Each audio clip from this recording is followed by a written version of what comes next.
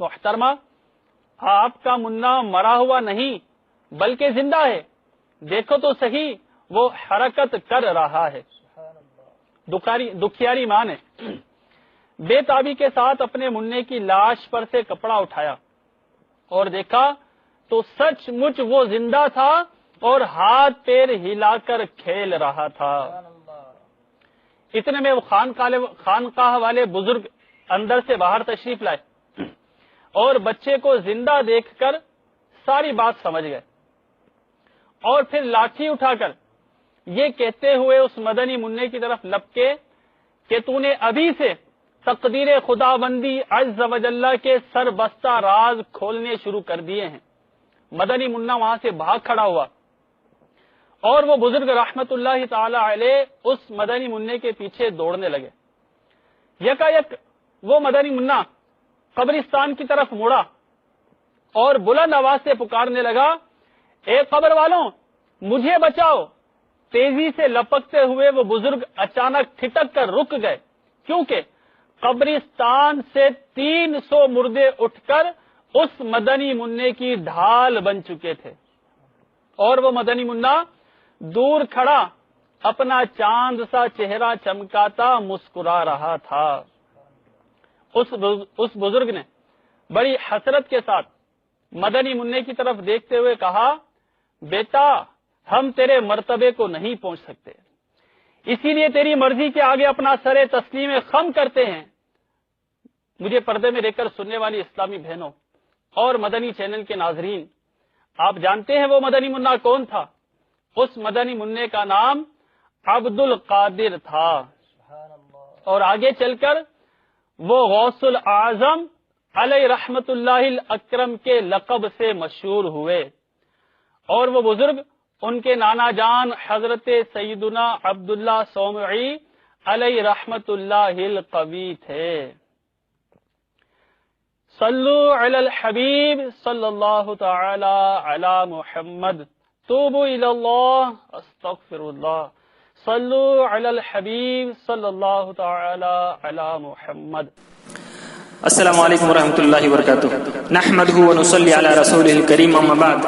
معزز سامعین، ابھی آپ نے سنا مدنی چینل والے کس طرح سے بیان کر رہے ہیں کہ ایک عورت کا بچہ جو انتقال کر چکا تھا، اس کو عورت ایک خانقاہ کے پاس لے کے آتی ہے جس میں ایک بزرگ تھے، اور ان سے شکایت کرتی ہے کہ میرا بچہ انتقال کر چکا ہے۔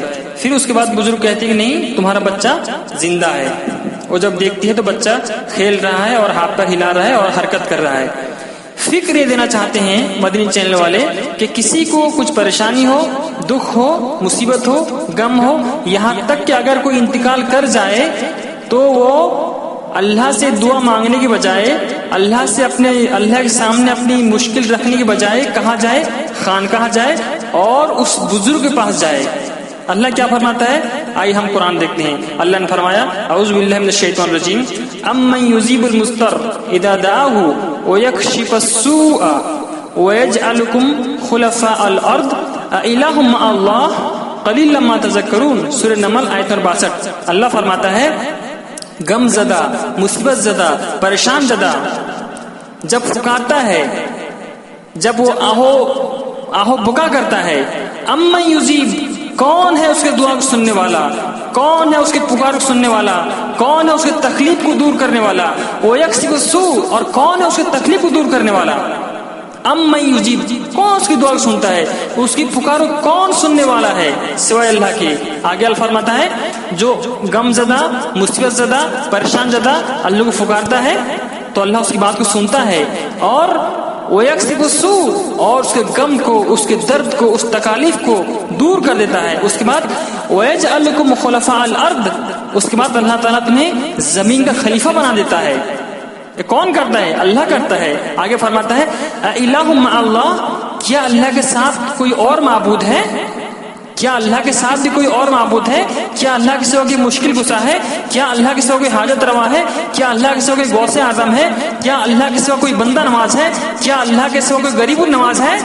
کوئی نہیں ہے۔ امن یجیب، کون ہے سننے والا، کون ہے بے قرار کی پکار سننے والا، کون ہے اس کے درد کو دور کرنے والا؟ کیا اللہ کے سوا کوئی اور ہے؟ اللہ فرماتا ہے قلیلا ما تذکرون، لیکن تم لوگ بہت کم نصیحت پکڑتے ہو، بہت کم نصیحت پکڑتے ہو۔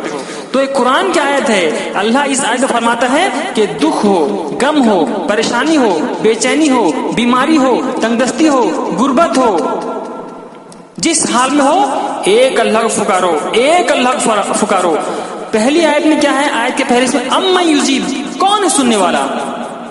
اللہ کے سوا کوئی سننے والا نہیں ہے تمہارا، اللہ کے سوا کوئی تمہاری دکھ مصیبت درد کو دور کرنے والا نہیں ہے، اللہ ہی ہے جو تمہاری دکھ اور درد کو دور کرتا ہے اور تم کو زمین کا خلیفہ بناتا ہے، لیکن تم لوگ بہت کم نصیحت پکڑتے ہو۔ اسی طرح سے کہتے ہیں کہ وہ بچہ جو تھا وہاں سے بھاگنے لگا، وہ جو خانقاہ والے بزرگ تھے اس کے پیچھے بھاگے، تو وہ بچہ کہاں پہنچا؟ قبرستان پہنچا، اور وہاں جا کہتا ہے اے قبرستان والو میری مدد کرو، مجھے بچاؤ۔ اللہ اکبر، یعنی وہ بچہ کہہ رہا ہے کہ قبر والوں سے میری مدد کرو، مجھ کو بچاؤ۔ فکر یہ دینا چاہتے ہیں مدنی چینل والے کہ قبر والوں سے آدمی اپنی مشکل پیش کر سکتا ہے، اور وہاں قبر والوں کے پاس جا کے اپنی حاجت رکھ سکتا ہے اور ان سے مدد مانگ سکتا ہے، کہ قبر والے نعوذ باللہ مشکل کشا ہیں، حاجت رواں ہیں۔ قرآن کیا کہتا ہے؟ اللہ فرماتا ہے انکا لا تسمع الموتى ولا تسمع الصم الدعاء اذا ولوا مدبرین، سورہ نمل آیت نمبر 80۔ اللہ فرماتا ہے اے نبی آپ مردوں کو نہیں سنا سکتے، اور نہ ہی آپ اپنی پکار بہروں کو سنا سکتے ہیں، اذا ولوا مدبرین، جب وہ پیٹ پھیر کے جاتے ہوں۔ اللہ یہاں اپنے نبی سے کہتا ہے کہ اے نبی آپ مردوں کو نہیں سنا سکتے۔ جب اللہ کے نبی کسی مردے کو نہیں سنا سکتے تو اللہ کے نبی کو امتی کیسے سنا سکتا ہے؟ یہ تو قرآن کی صاف آیت ہے کہ مردے سنتے نہیں ہیں، لیکن مدنی چینل والے کہتے ہیں کہ مردے سنتے ہیں اور باقاعدہ مشکل کشائی کرتے ہیں، اور بچہ پکار رہا ہے کہ اے قبر والوں میری مدد کرو۔ آگے اللہ فرماتا ہے وما يستوي الاحياء والاموات ان اللہ یسمع من یشاء وما انت بمسمع من فی القبور، سورہ فاطر آیت نمبر 22۔ اللہ فرماتا ہے وما يستوي الاحياء والاموات، زندہ اور مردہ برابر نہیں ہے، زندہ اور مردہ برابر نہیں ہے۔ جس طرح سے ایک آدمی کسی زندہ آدمی سے مدد مانگ سکتا ہے، اسی طرح کا مدد وہ کسی مردے سے نہیں مانگ سکتا۔ کیوں؟ یہ دونوں برابر نہیں ہیں۔